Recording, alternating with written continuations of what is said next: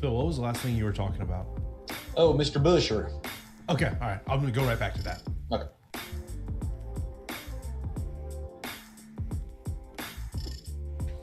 All right, go.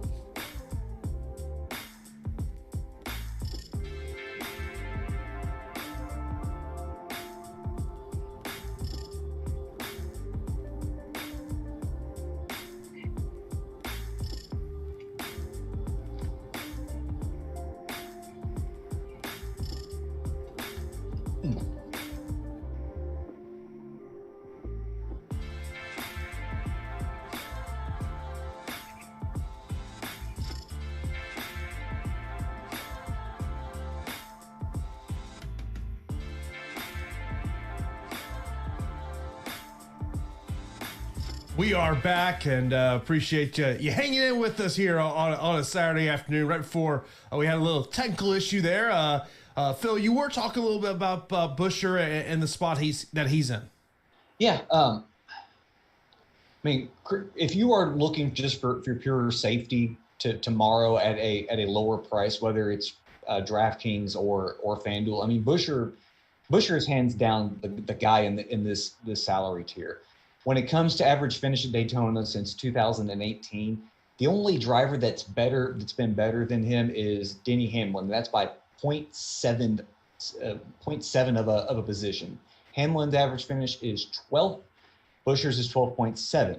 When you look at super speedways from last season, Hamlin's average finish was 2.3, but then who was staring there in second place? It was Chris Buscher with an average finish of 6 with no finish outside of the top 10. I know it's not sexy with him starting 22nd. You know, he's only got so much place differential he can gain. You're probably looking at a 15 position gain, 20 at the max. I mean, Buscher's not the kind of guy that I would be looking at to outright win this race. But when it comes to looking for a top 5 to a top 10 finish in this range, Buscher is the guy for me. In fact, he may be a 60% max core play for me on DraftKings. Of course, be sure to hit that thumbs up button here on the news stream. Of course, if you are not subscribed to Awesemo here on YouTube, hit that subscribe button. Also, be sure to hit that notification bell so you know when a new show is live here on the channel. Coming up at 3 p.m. each time will be the NHL strategy shows. We'll get you ready for tonight's NHL action, and also we'll have the MMA Live Before Lock and NBA Deeper Dive / Live Before Lock all come here today at Awesemo.com. Let's look at tier number 4. I know this is just your favorite tier, the 5K and 4K drivers. So we've got LaJoy, Suarez, Reagan, Alfredo, Gralla, McLeod, Bilecki, Cope, Hoff, Ware, and Joey Gase. I guess let me start with Kaz, because he is seeing ownership 4,900 and 4,500 over on FanDuel. I know earlier there were some people kind of talking about this spot here. Yeah, I mean, the thing that people will always go back to when they talk about Gralla is his rookie season, his very first race in the truck series. He ended up winning the race. Now, if you go back to that event, I mean, the seas parted for him like Moses in the Red Sea. Practically everybody in front of him wrecked out, moved out of the way, flew over the top of them, and he shifted his way and ended up winning the race. But Xfinity Series, he ran well. He was always a top 10 driver, no matter the equipment that he was in. He's in pretty good equipment. This is one of the few races that Colleague Racing from the Xfinity Series is participating in. They always put together really strong cars for the Xfinity races. This car for the Cup Series race is being done in partnership with Richard Childress. Richard Childress is, it's a fair company to do business with. So it's just once again, it's just a question of how good is Kaz on a super speedway with Cup competition versus what he's done in the Xfinity Series. Once again, cash, yeah, you may as well just click on it. But with that ownership in tournaments, a lot can go wrong for Gralla, and it's really up to your level of tolerance. Do you want to try to match the field for Kaz Gralla making his very first Cup start? The other two that, really, I guess it's three that we're seeing ownership in this tier would be David Reagan, Anthony Alfredo, and Cody Ware.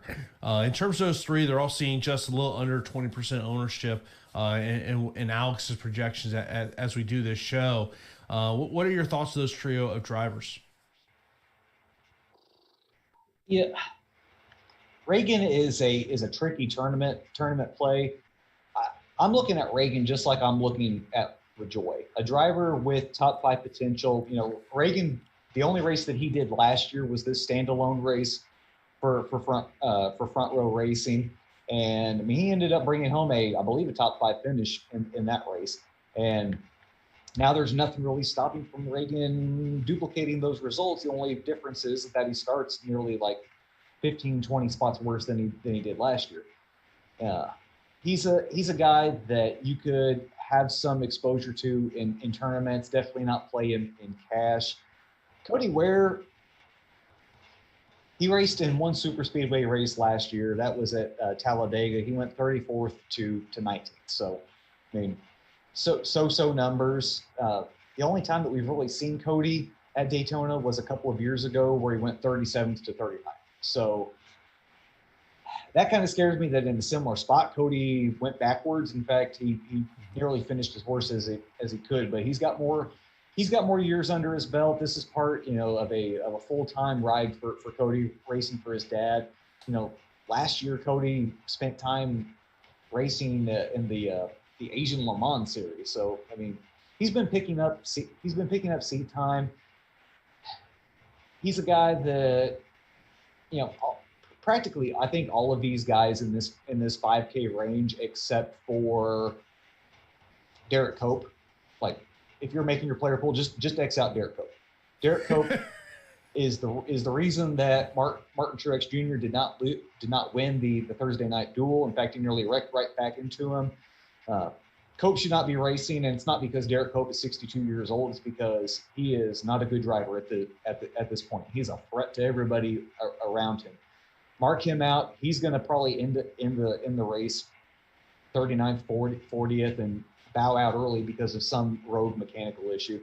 All the rest of these guys, they have opportunities like McLeod, Billicky, Houff, Ware. If they can survive attrition, Alfredo for the argument, even though he's got the best equipment of all of these guys. These are all guys that could easily survive attrition, finish with a top 20 finish, and be beneficial to your lineups. Now, if you ever do miss any of our shows, they are a part of the Awesemo Podcast Network. Just go to awesemo.com/podcast to find the favorite feed that you're looking for. If you're looking for a particular sport, or maybe if you just want our main feed to get all the shows, they are a part of the Awesemo Podcast Network. And leave a 5-star review on one of our podcast channels for a chance to win a free month of Awesemo Plus Platinum. Good luck. Also, got to take advantage of that promo that we got going on this weekend. Get half off a NASCAR weekly pass for just $4.98. Just go to awesemo.com/promos to take advantage of that deal, so you can see the ownership projections that we're talking about. Also see Alex driver projections as well when you're developing those lineups. Of course, if you do have any questions, hit those up right now in the chat and or in our Slack account as well. I'll get to those questions here at the end of the show. I want to go back to a question we got a little bit earlier from Kilo over in YouTube. Was asking about groupings in Fantasy Cruncher for this race. Yeah, if you're gonna do anything, like let me go back here to FC. If you're gonna create a group, the group should probably be your core drivers. Like you just name together 4 or 5 guys. So just say for kicks and grins that I'm going to create a group. I'm going to add in Denny. I'm going to go down here and add Chris Buscher. I'm not going to be afraid of ownership in this case. I'm going to add in Cindric and Gralla. I'm going to add in Eric Jones. So I've got 5 drivers right there. 5 drivers with plenty of place differential. I've got a couple of drivers that I feel pretty confident that are going to bring in top 5 finishes. I'm going to go to this group and my group rules. I'm going to say use at least 3 of these 5 guys in 20 in my 20 lineups for DraftKings. when you get to 150 lineups, you might bring that down to two. Must use at most two from these, because if you mess around with 3 or 4, then FC is going to come back and say, hey, I can't make enough lineups. You need to play with a setting.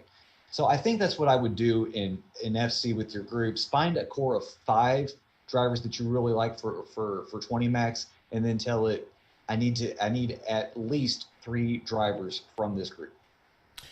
Jacob a little earlier brought about Ricky Stenhouse Jr., talking about how he's good on these type of tracks. And I know we really didn't touch on Ricky earlier in the show. So what's your take on Ricky here? He's 8,100 on DK, 8,500 over on FanDuel. Yeah, I've talked about how Daytona is an anomaly. Ricky is an anomaly here at Daytona. It's quite rare for a driver to have such a high driver rating, 90, which ties him with the likes of Alex Bowman. That puts him second best in all of the field in terms of average driver rating. But when you look at his finish, it sits at 22.5. In fact, his finishes have gone 32, 20, 24, 13, 17, 29. Last 6 races, he only has 1 lead lap finish. We know the story with Ricky. It's get aggressive or die trying.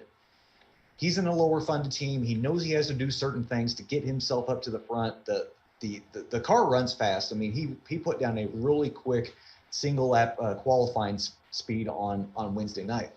The only thing that you have to worry about is in Ricky's pursuit of getting himself to the front or staying up front.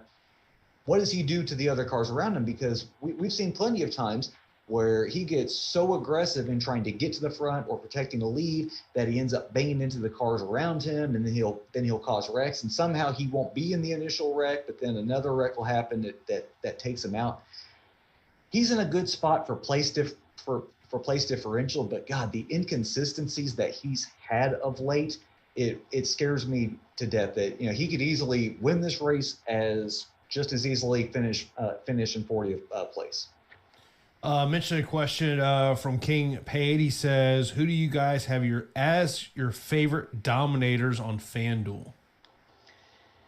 Okay, remember on FanDuel, you're only getting 0.1 bonus points for each lap led. So we're talking about a max of 20 additional lap led points should this race not go into overtime. So I mean, there's really not that many extra points to be chasing after. And the only reason on FanDuel that you would chase a lap leader, in my opinion, is that if you think that we're going to see a performance like where a driver leads over half the race because people are scared to death and they just kind of get single file and just ride around until the end of the race. If that's going to be the scenario, the first guy is the one that you're already playing because of place differential, Denny Hamlin. But then after that, I would be looking at Blaney. I would say I just did a little bit of a dummy crunch here, going 2 unique drivers and at a 20% randomness. That's just 20% is kind of, I know you mentioned earlier in the show you like 10 to 15 in terms of this race. And, Denny Hamlin by far is coming up in the most lineups. But then you get into your Ross Chastain, your Austin Cindric's, Martin Truex Jr. comes up. But we know you talked about it earlier in the show. That's something. But that's one of those things of, we can go in the, something like Fantasy Cruncher and really kind of see. And that does help me kind of create, lineups that I'm looking to create with. Jacob says, so Jason, what lineups are y'all most likely have tons of cash left over?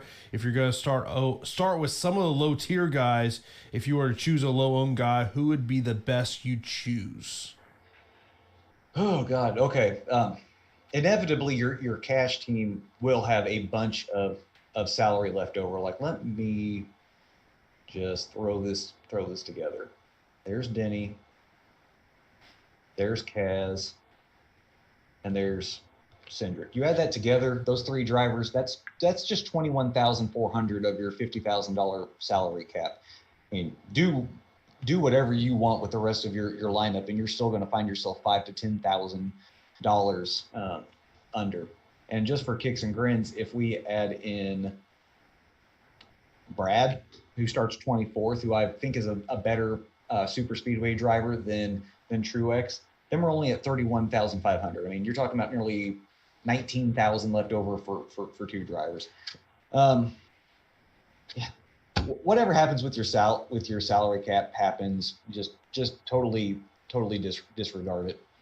Yeah, I will tell you. So in the crunch I did here, the lowest salary was 38,000, and that was Chastain, Jones, Custer, Cindric, Alfredo, and Gralla. And then the next one was 41,000. That's the one thing about NASCAR DFS. Don't feel like you have to spend all of your money there. Frederick says, does your strategy change much on FanDuel with price differential at a half point? It sort of does. Like, instead of on DraftKings, I will place a bunch of emphasis on how much place differential potential these drivers have.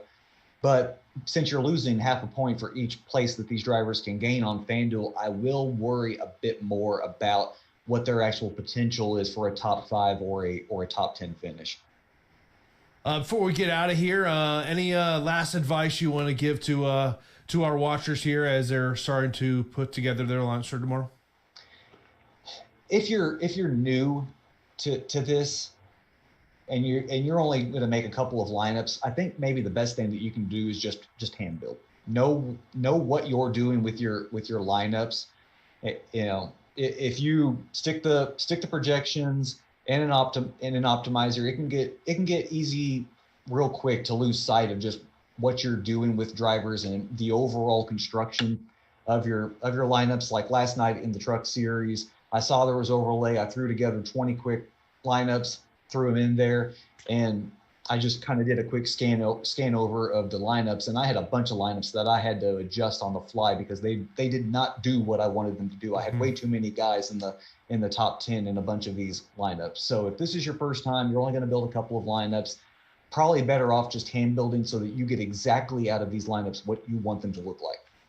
And, of course, tomorrow we will have Live Before Lock, 1:30 p.m. each time. Myself and Chris will get you ready for the 500. Of course, keep it locked here to Awesemo.com all day long. We've got the NHL Strategy Show coming up here in 2 hours from now at 3 p.m. Eastern Standard Time. Then 4:30 will be MMA Live Before Lock. And then 5:30, it'll be NBA Deeper Dive and Live Before Lock. So appreciate everyone tuning in here. Be sure to hit that thumbs up button as you exit out of the show. And we will talk to you tomorrow for the Awesemo NASCAR Live Before Lock show.